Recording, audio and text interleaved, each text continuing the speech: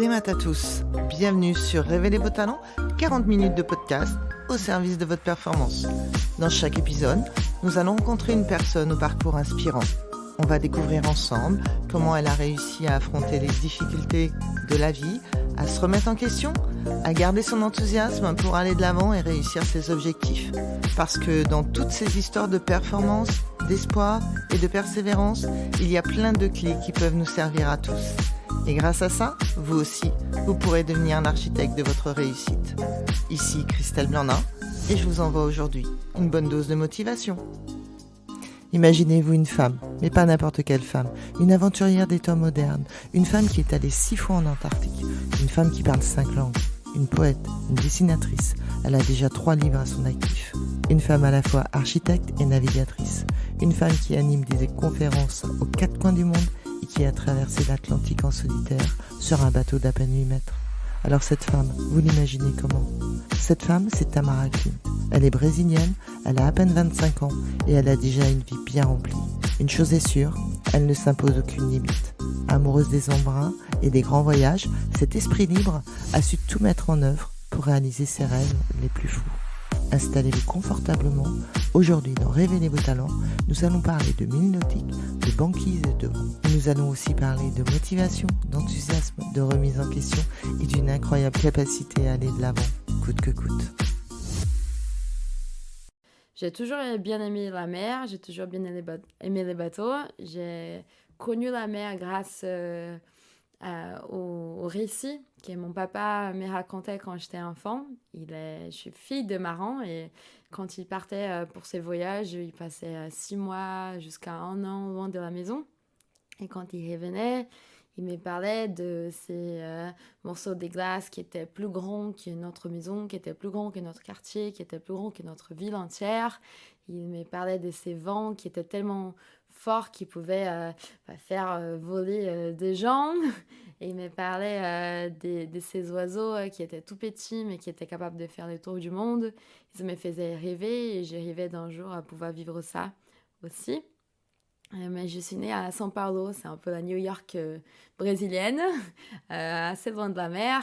Et pendant longtemps, j'ai eu besoin de protéger mon rêve en construisant un mur des bouquins autour duquel, une espèce de douve, autour duquel j'ai nourrissais mon imaginaire avec ces récits pour continuer à croire que c'était pas possible.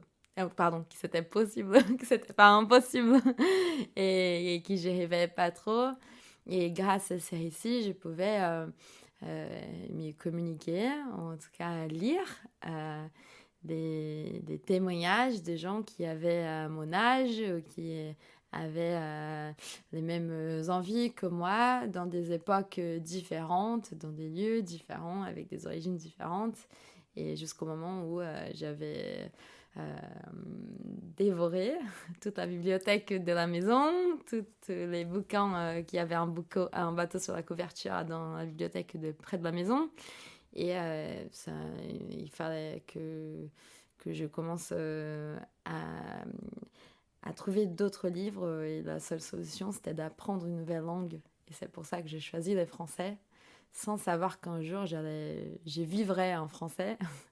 Et à un moment, pendant mes études, j'ai commencé à avoir envie de venir en France pour comprendre qu'est-ce que faisait qu'il y avait autant de marins qui sortaient de ces pays. Et en arrivant ici, c'était magique. Et pendant longtemps, j'ai travaillé sur un projet qui finalement n'est pas trop abouti dans la manière où je voulais. Je voulais faire une course, une mini transat. C'était une course sur un bateau de 6,50 m. Et j'avais des réunions avec des chefs d'entreprise, des directeurs de banque. Et ils disaient que c'était très intéressé. Mais à un moment, au moment de signer les papiers, ils disaient finalement, je pense que qu'est-ce qu'on va faire avec l'image de notre marque si cette fille est morte en mer? Et je ne savais pas répondre à cette question à ce moment-là. Et Et en tout cas, je ne savais pas répondre avec des mots et je l'ai répondu, je crois, avec un geste. J'ai commencé à chercher un moyen pour commencer à naviguer, en solitaire. Je suis partie en Norvège, j'ai acheté un bateau au prix d'un vélo et je suis d'abord venue en France et après je suis allée jusqu'au Brésil. Tamara, à quel moment tu arrives à Lorient? J'arrivais à Lorient dans ma première année d'études à Nantes. Un copain Mathieu et une copine Simaï m'invitent pour venir et ils m'hébergent ici. Et c'était juste à l'arrivée du bateau Tara. C'était tellement impressionnant de voir à quel point toute la ville fêtait l'arrivée d'un bateau. Et à ce moment-là, je me suis dit, je ne veux plus partir de ce pays. Et ton aventure, alors on va revenir un petit peu, papa il est navigateur. Oui. Tu m'as dit que tu avais une sœur jumelle. Ce rêve que tu nourris par le biais de livres, est-ce qu'à un moment donné, ton père, il a été un frein dans ton projet? Mon père, il n'a pas été un frein et il n'a pas non plus été un moteur. Quand j'avais 13 ans, j'ai commencé à dessiner mon premier projet de navigation en solitaire. Et je prends un carnet, je commence à écrire tout ce dont j'avais besoin. J'ai fait une liste des courses, j'ai fait une liste d'équipements. Et mon père, il a construit ces bateaux. Je les retrouve dans un petit déjeuner et je lui demande s'il avait prévu d'utiliser son bateau. Il a dit que non. Je lui demande si il m'autoriserait à naviguer en solitaire. Il a dit pas de souci. Et je lui demande s'il pourrait bien me prêter son bateau pour que je navigue en solitaire. Et il a dit bien sûr que non. Bien sûr que non. Pourquoi? Parce que la peur du papa ou le fait que ce projet était où tu étais trop jeune? Comment tu l'as interprété ce non en fait? Il a dit qu'il pourrait prêter son bateau à des gens, mais jamais à moi. Parce qu'il a fallu 30 ans pour construire son bateau. Et il a fallu 30 ans pour se rendre compte que la construction d'un projet de navigation ne consistait pas que à avoir un bon bateau, pas que à avoir des moyens, pas que à avoir un bon coach, un bon mentor, mentor. Pas que à avoir des bonnes conditions. Il fallait apprendre à faire des choix, il fallait apprendre à vivre les échecs, à rebondir, il fallait apprendre à être prêt pour faire face à des situations pour lesquelles on ne s'est pas préparé. Il fallait apprendre à trouver des moyens et dans la navigation, c'est vrai que la recherche des moyens, c'est un grand sujet.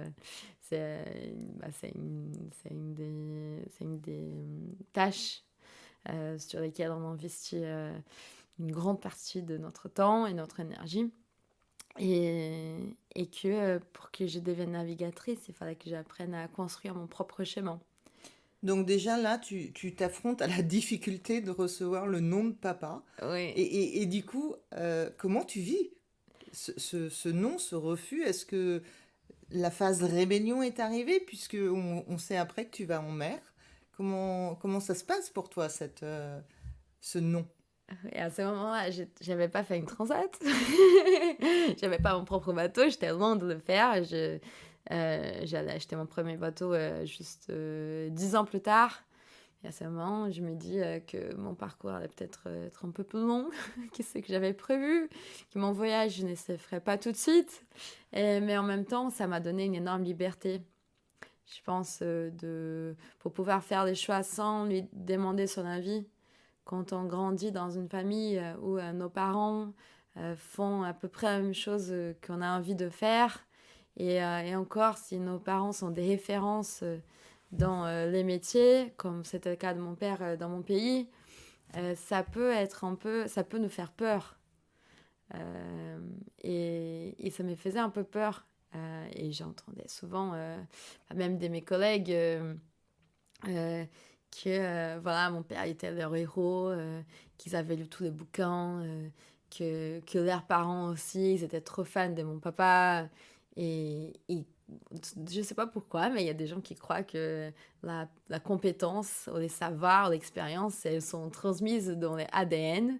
Moi, franchement, à 13 ans, je ne savais pas grand-chose sur les bateaux.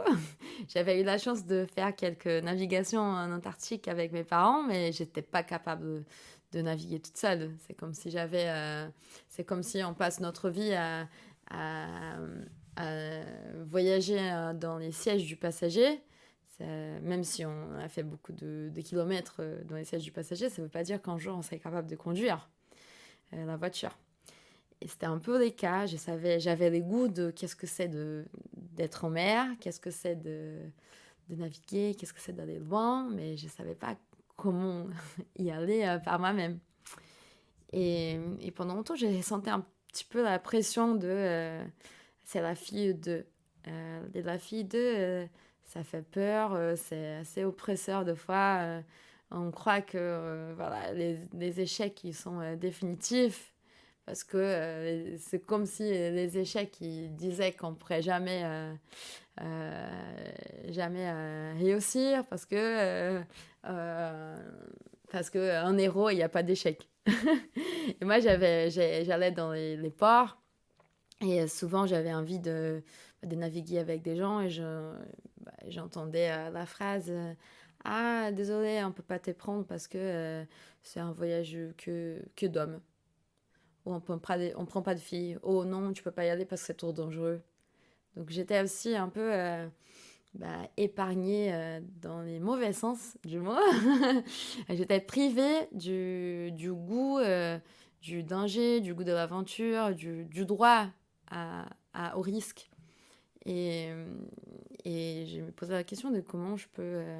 Comment du coup tu vas pouvoir apprendre à Ouais. travailler avec ce risque et à appréhender ce risque? Oui, c'est à chaque fois je suis privée de la tentative d'essayer, de la tentative de savoir qu'est-ce que c'est. Et aussi, j'avais envie d'être un marin, j'avais envie d'être un homme de la mer, c'est comme ça qu'on dit? Oui. Ouais. Une femme de la mer. Ouais, mais comment je pouvais... On dit beaucoup homme de la mer, Ouais, effectivement. comment je pouvais être homme de la mer si déjà j'étais pas homme? J'étais pas du tout un homme et j'allais pas devenir non plus. et parce que je suis contente d'être femme. Mais j'avais très peur. Et la puberté, pour moi, était dure pour ça.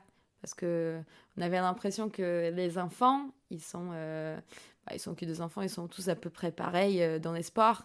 Jusqu'au moment où la puberté arrive et les filles commencent à avoir des sangs, et commencent à avoir des règles, et commencent à avoir mal au ventre. Et les garçons, ils sont des fois plus costauds qu'avant. Et du coup, les garçons, ils veulent plus nous prendre pour dans leurs équipes. Et on sent qu'on est moins capable. Et c'était très dur pour moi. Est-ce qu'on sent qu'on est moins capable ou on nous donne l'impression qu'on est moins capable? Ils nous donnent cette impression parce qu'ils nous choisissent moi, en tout cas. Oui, oui. Dans les équipes de foot. Oui, avant la puberté, j'étais plutôt forte en foot. Et au Brésil, comme la France, on aime beaucoup le foot. Mais après, à la puberté, ils me prenaient moins dans leurs équipes. Donc ça m'a fait... Oui, c'était dur pour moi. Et je pense que c'est aussi pour ça que j'aime bien l'idée de naviguer en solitaire. Parce que quand on passe plusieurs années à avoir l'impression, à cause des récits des gens, qu'on est moins costaud qu'un garçon, qu'on est moins capable qu'un garçon de prendre des décisions sous stress, ou que on est plus faible ou plus mince, ou plus tolérante à la fatigue. On peut croire qu'on peut pas arriver à affronter les distances, la solitude et des conditions difficiles qu'on rencontre souvent en mer. Et quand j'y vais toute seule, j'ai pas le choix. Et pour la mer, la mer n'est pas intéressée si je suis fille ou garçon, si je suis jeune aux vieilles, si je suis brésilienne, aux françaises, aux chinoises, aux marocaines. La mer fera pas de différence, effectivement. Non, pas du tout. Et ça, c'est bien. Hein. J'adore cette sensation. Alors, donc papa dit non, il te prête pas son bateau. Comment, après quelques années, tu fais le projet. Et là, on va rentrer effectivement dans ce qui t'est arrivé, comment tu as construit ton projet pour justement prendre cette liberté de partir en mer toute seule. Pendant longtemps, j'avais travaillé sur ces projets de construction de bateaux pour faire cette course. Et T'avais quel âge à l'époque quand tu as j'avais commencé? 21. Et je travaillais avec cette copine, Timéry Dessous. Et finalement, quand on passe 2 ans à travailler sur un projet et qu'on fait les tours de plein d'entreprises, on s'habitue à recevoir plein de noms et plein d'absences de réponses. On commence un peu à se rendre compte de quelles sont les difficultés. On apprend aussi à nous présenter, à force d'en faire beaucoup, des présentations. Et les projets, de navigation entre la Norvège et le Brésil, c'était pas un projet sur lequel j'ai beaucoup bossé. Mais je pense que l'expérience que j'ai gagnée après ces 2 ans de préparation sur un autre projet m'a appris beaucoup de choses. Et finalement, c'était plus simple de faire ce deuxième projet.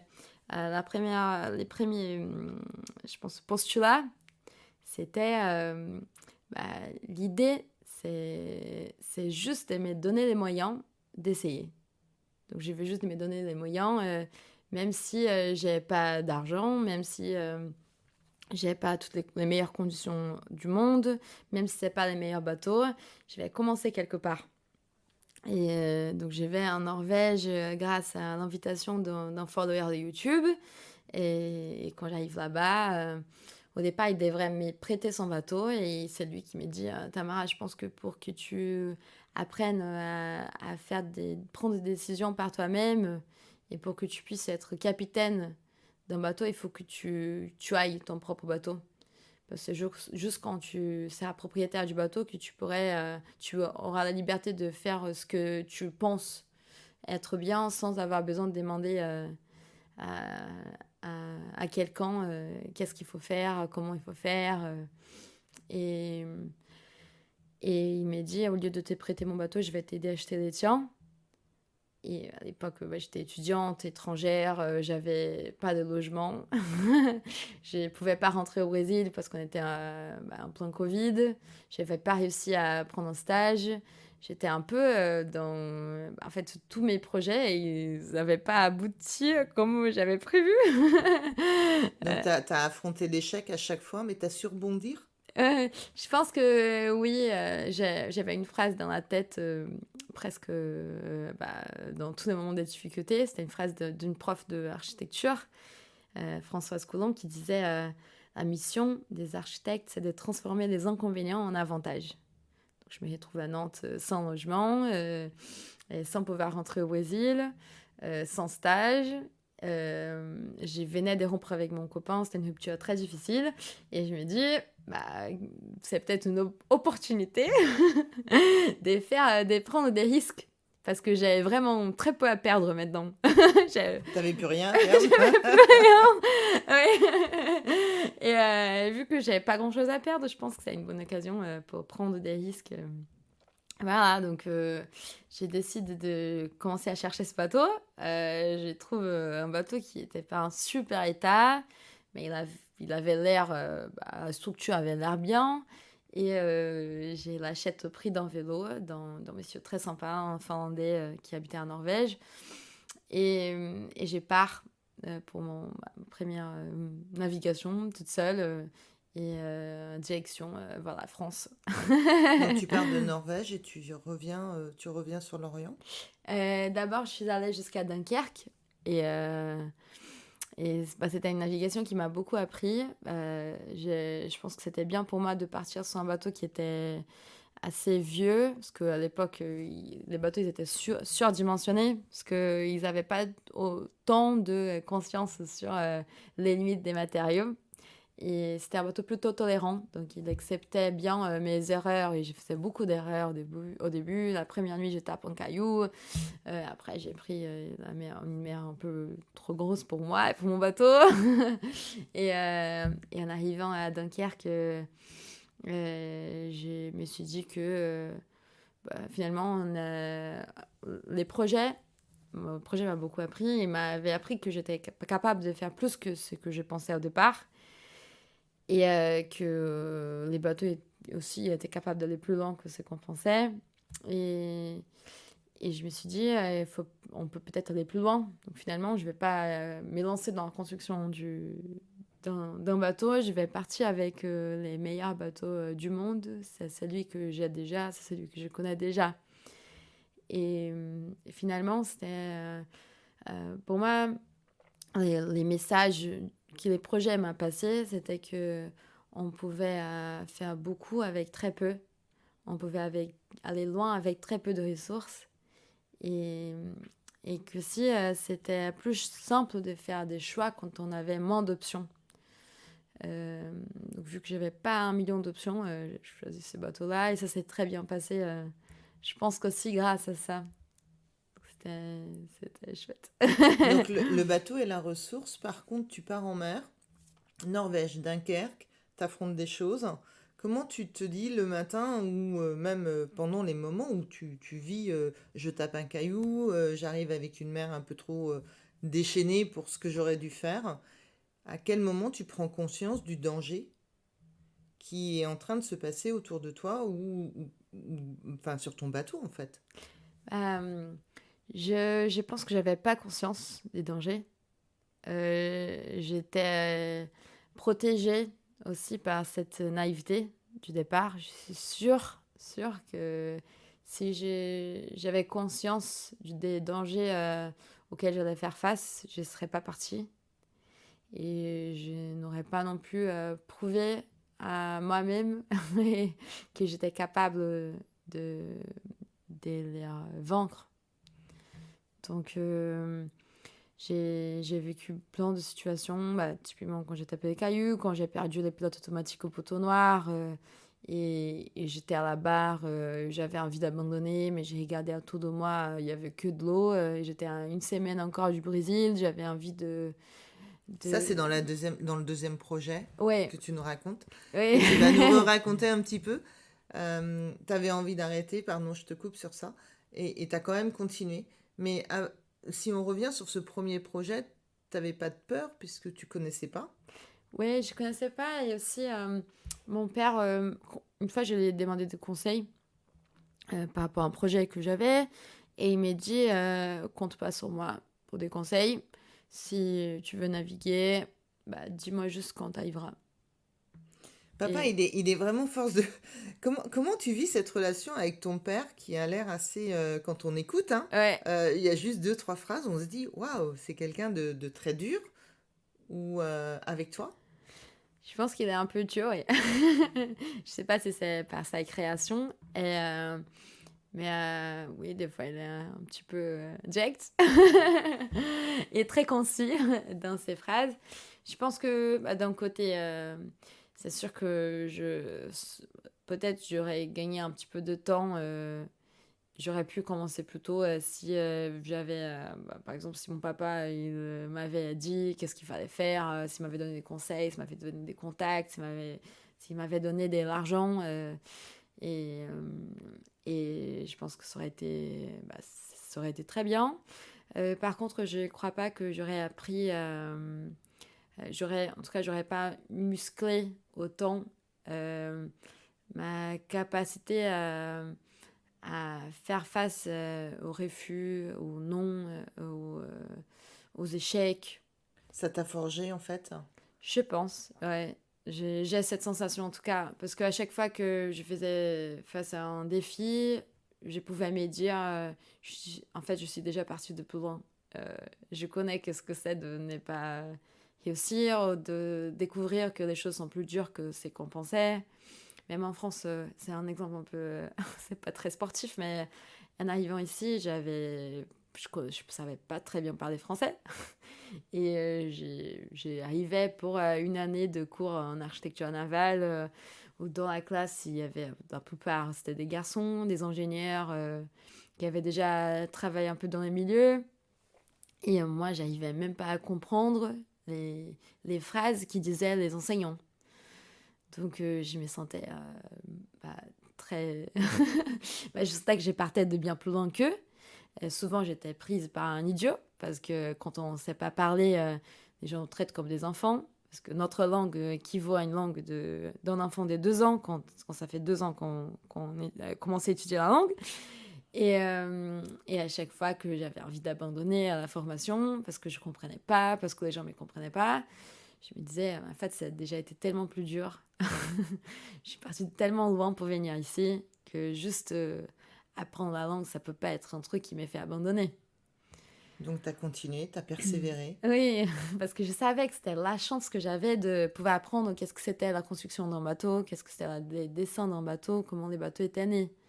Donc, quelle est la main tendue que tu as trouvée à ce moment-là? Parce que tu viens du Brésil, tu parles pas français, tu arrives avec cette conception assez particulière de l'ingénieur. Quelles sont les mains tendues que tu as trouvées autour de toi pour te redonner un peu d'énergie, en fait, aussi? Je pense que j'avais des copains que je me suis fait dans les premières années, mais un outil qui m'a vachement aidée, c'était les journaux. J'écrivais des journaux. Et je pense que quand on écrit un journal, on est obligé d'être protagoniste du texte qu'on écrit. Je suis très attachée à l'écriture, à la littérature. Je pense que aussi, à cause de ça, je suis sûre que c'est la littérature qui a sauvé mon rêve. Et mon projet, ce sont les journaux qui m'ont aussi donné la force pour continuer quand les choses ne se passaient pas bien. Et c'est un peu... ça peut être un peu fou de dire ça, mais j'ai l'impression que quand on écrit un journal et quand on raconte les défis qu'on affronte, finalement, on arrive à être content de pouvoir les écrire. Parce qu'on construit les parcours du personnage. Et un bouquin, une histoire ne peut que finir s'il y a quelqu'un pour la raconter. Donc finalement, j'ai commencé à prendre goût à décrire toutes les situations que je vivais dans la vie de tous les jours. Genre, personne ne me comprend. J'arrive même pas à demander une baguette tradition à la boulangerie parce qu'ils ne comprennent pas mon tradition, parce qu'il y a trop de R. Et j'arrive pas à faire la différence entre dessous et dessus. Et ça, c'est quelque chose que j'arrive toujours pas à faire la différence. Et quand on écrit, finalement... on arrive à être un peu les héros de notre petit récit. Et on se rend compte que notre histoire, elle existe. Qui même si tout le monde s'en fout qu'on est là, que les profs nous traitent mal parce qu'ils croient qu'on a des limitations intellectuelles. Alors que là, c'est juste une limite de la langue. La en langue, fait. D'apprendre cette langue qui est particulièrement difficile. En tout cas, c'est ce qu'on nous dit quand on est français. C'est pas une langue facile à apprendre. Donc, il y a eu toute cette volonté et tu as été mise dans une case qui n'était pas forcément... et qui était loin d'être la bonne case. Oui, il y a beaucoup de sportifs qui font face à ça aussi. Parce que quand on va faire des compétitions ailleurs, quand on est pris par un team ailleurs, on est aussi souvent mis dans cette situation où on est limité par notre capacité à nous communiquer. Et quand on écrit ça, finalement, on se rend compte que notre histoire, elle existe et qu'elle a un poids. Parce qu'on ressent ces poids à chaque fois qu'on met les carnets dans notre sac à dos, ou quand on commence à avoir beaucoup de carnets dans notre étagère. Et c'était ça qui m'a vachement aidée. Cet épisode vous a plu ? Eh bien, bonne nouvelle. On se retrouve très bientôt avec un nouvel invité. En attendant, si vous souhaitez continuer à être l'architecte de votre réussite, rejoignez la communauté K Mental et Performance sur Instagram, Facebook ou www.mentalesperformances.bzh. N'hésitez pas à nous partager votre expérience et vos retours. Merci, Kenavo.